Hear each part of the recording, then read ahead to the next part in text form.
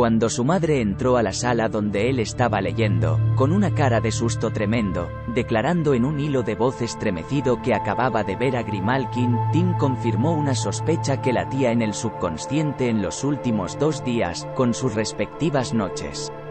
Sobre todo, con sus noches, cuando, en por lo menos 3 oportunidades, se había despertado sobresaltado al escuchar, o creer escuchar, los maullidos de su gato, como música de ultratumba.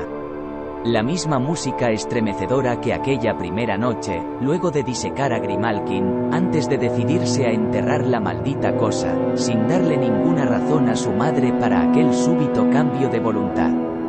Teresa lo estaba mirando, como esperando de su hijo de 10 años una respuesta a ese dilema metafísico sobre cómo ese gato muerto había reaparecido. El gato que había sido previamente disecado tras su muerte, y luego puesto bajo tierra, o al menos su carcasa, por un capricho de su hijo. Descartó que pudiera tratarse de otro gato negro. Ella conocía la mirada de Grimalkin como si fuera la de su hijo.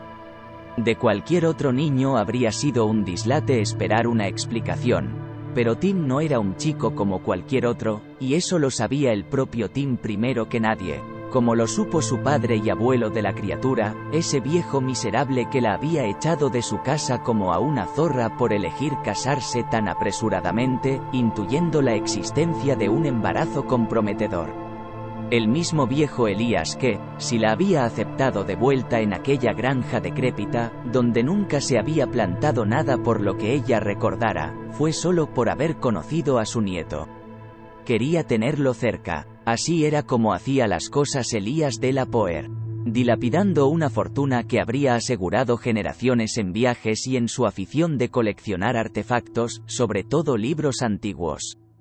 Su hijo, ella lo supo siempre, era demasiado parecido a su abuelo, quien solo parecía tolerar la presencia de ese chico, manteniendo conversaciones durante largo rato, que se interrumpían si ella aparecía y se reanudaban al irse. ¿Tienes algo que decirme al respecto?, preguntó ella. Tim la miró sin abandonar su libro. No le contestó de inmediato, tenía que pensar. En caso de no sospechar él mismo que algo extraño sucedía, habría dudado de las palabras de su madre. La quería, pero ella era demasiado impresionable. El abuelo Elías se lo había dicho, en reiteradas oportunidades.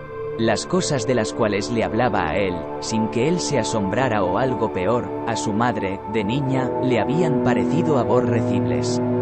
No comprendía los motivos del abuelo para hacer lo que hizo con su vida, cuáles eran sus propósitos para viajar por el mundo como un ávido coleccionista de misterios, los cuales figuraban escritos en sus memorias, un tesoro dentro de la biblioteca que se estaba desmoronando igual que el resto del caserón.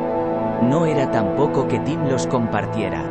A él los motivos de su abuelo lo dejaban indiferente, no lo conmovían la búsqueda de arcanos, la elucidación de misterios milenarios y el hallazgo de los caminos hacia aquel innombrable que tan importante era para Elías, y con el cual tal vez se habría encontrado luego de morir, hacía 2 años. Sus aficiones, por otra parte, eran simples, sus ambiciones más módicas. Le interesaba la zoología, la arqueología. La taxidermia lo apasionó durante un tiempo, hasta que sucedió lo de Grimalkin, y entonces lo abandonó. Lo creyó un castigo por sus experimentos anteriores, donde buscó recrear con toscos procedimientos algunas de las criaturas que aparecían en las ilustraciones de los libros de la derrumbada biblioteca de Elías, con sus libros decrépitos, que lentamente se convertían en polvo, con las páginas en el piso, desprendida de algún volumen deshecho de tantas centurias. El nombre de su gato lo había obtenido al hojear uno de esos libros. Se suponía que era una palabra antigua para referirse a los gatos, y también era el nombre de un brujo famoso, del cual se decía que podía convertirse en gato. Un nombre que le pareció atinado para un gato negro.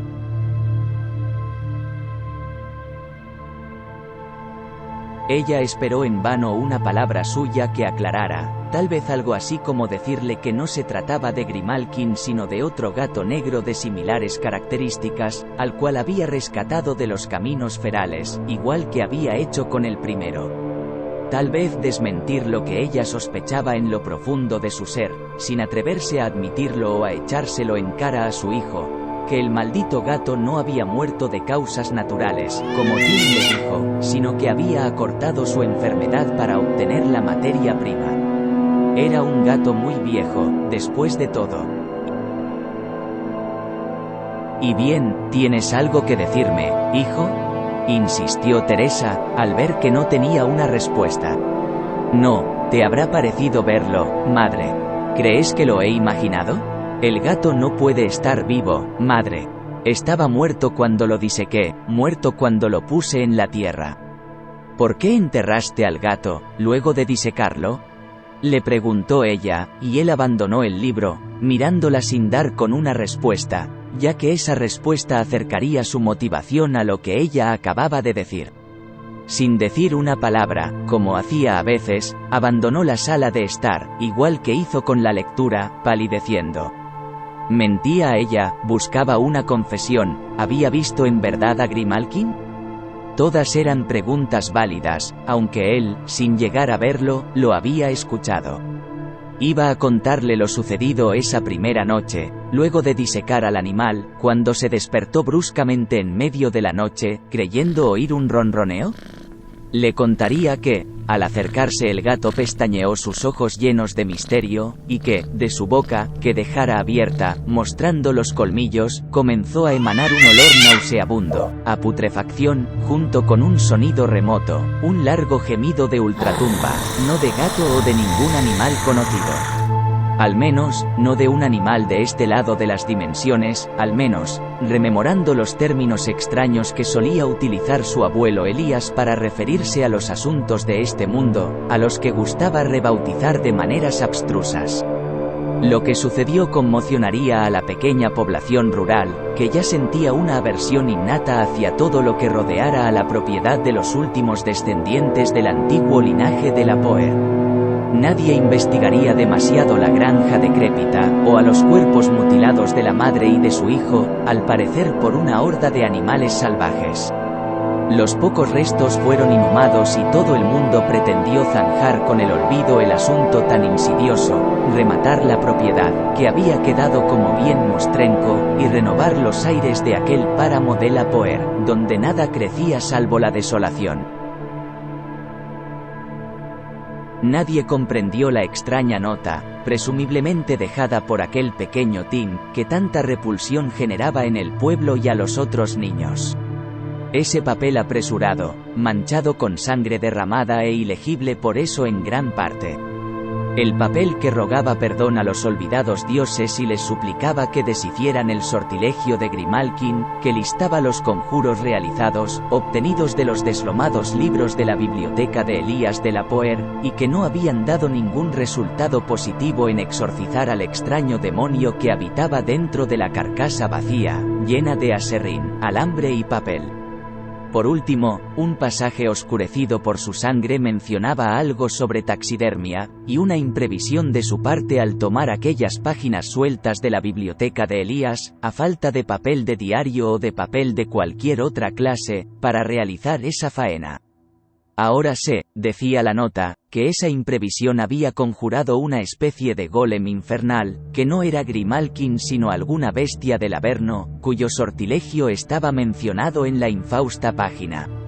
Decía haber dado con el libro en cuestión, del cual había hurtado la página perdida, y que en la nota tenía un título ilegible por un gran manchón de sangre, pero que parecía decir al final Micón. Cuando algún avispado decidió consultarle al reverendo de la región, un hombre versado, que había estudiado en su juventud en la Universidad de Miskatonic, en Arkham, concluyó que la obra en cuestión podría tratarse del Necronomicon, aborrecible libro que contiene toda clase de conjuros. Aunque nadie, ni mucho menos el párroco, entendió cuál sería la relación entre aquel libro y la taxidermia con las horrendas mutilaciones que acabaron con los últimos exponentes del clan de la Poer.